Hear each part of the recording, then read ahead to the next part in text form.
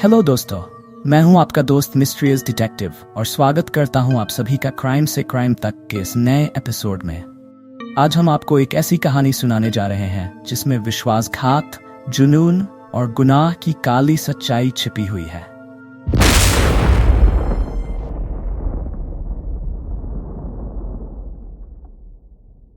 मामला उत्तर प्रदेश के कानपुर का है, जहां जून 2000 में एकता गुप्ता नाम की महिला अचानक लापता हो गई थी। ये केस सिर्फ एक गुमशुदगी का नहीं बल्कि एक दिल दहलाने वाले मर्डर का मामला बन गया।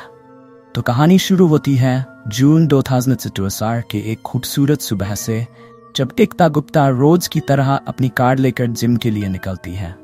एकता अपने पति राहुल गुप्ता और 2 प्यारे बच्चों के साथ रहती थी। राहुल का एक छोटा सा व्यापार था और उनका परिवार खुशहाल जीवन बिता रहा था। सुबह 6 बजे के करीब एकता जिम के लिए घर से निकलती है, लेकिन जब देर शाम तक वह घर नहीं लौटती तो उनके पति राहुल गुप्ता चिंतित हो जाते हैं। पहले तो उन्होंने सोचा कि शायद एकता किसी काम में उलझ गई होगी, लेकिन जब कॉल करने के बाद भी कोई जवाब नहीं मिला तो राहुल की चिंता और बढ़ने लगी। आखिरकार उन्होंने पुलिस में जाकर एकता की गुमशुदगी की रिपोर्ट दर्ज कराई। पुलिस ने सबसे पहले जिम जाकर एक व्यक्ति से पूछताछ की, हालांकि उन्हें कोई ठोस सबूत नहीं मिला। फिर पुलिस ने जिम की सीसीटीवी फुटेज की जांच शुरू की और यहीं से उन्हें पहली बड़ी सुराग मिलती है। फुटेज में एकता अपने जिम ट्रेनर विमल सोनी के साथ जिम से बाहर जाती हुई दिखाई देती है। इस दृश्य ने पुलिस को चौंका दिया। सीसीटीवी फुटेज देखने के बाद पुलिस ने इस केस की थ्योरी बनानी शुरू कर दी। पुलिस को शक था कि एकता और विमल के बीच संबंध हो सकते हैं। हालांकि राहुल इस बात से साफ इनकार करता है और बताता है कि एकता और विमल के बीच पैसों के लेन देन का विवाद था। 4 महीने बीत जाते हैं और केस में कोई प्रगति नहीं होती।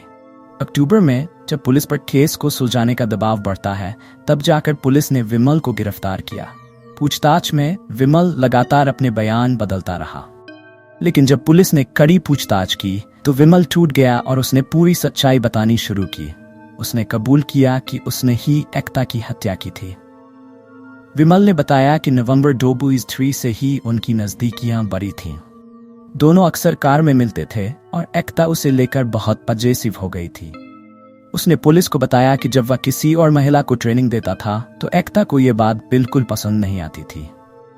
20 जून की सुबह एकता जिम आई और विमल ने उसे एक प्रोटीन शेक में नींद की गोलियां मिला दी। जैसे ही एकता को चक्कर आने लगे, उसने उसे कार में जाकर बैठने के लिए कहा। इसके बाद विमल भी कार में आकर बैठा और एकता का गला घोंटकर उसकी हत्या कर दी।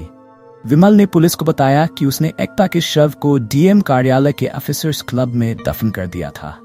ये जगह कानपुर की सबसे सुरक्षित जगहों में मानी जाती थी, लेकिन किसी को इस बात का अंदाजा भी नहीं था कि वहां एक शव दफनाया गया है। जैसे ही पुलिस को एकता की लाश के ठिकाने का पता चला, उन्होंने रात को ऑफिसर्स क्लब में खुदाई शुरू की। खुदाई में एकता का कंकाल बरामद हुआ, जिस पर अभी भी उसके कपड़े और रस्सी का एक टुकड़ा बंधा हुआ था। ये नजारा देख पुलिस और प्रशासनिक अधिकारी भी हैरान रह गए। अब सच्चाई सामने आने के बाद विमल को न्यायिक हिरासत में भेज दिया गया।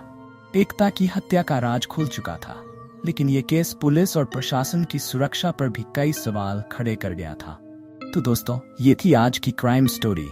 एकता गुप्ता की हत्या का ये केस हमें याद दिलाता है कि कभी कभी सबसे सुरक्षित मानी जाने वाली जगहों पर भी अकल्पनीय घटनाएं घट सकती हैं। आपको ये कहानी कैसी लगी, हमें कमेंट में जरूर बताएं।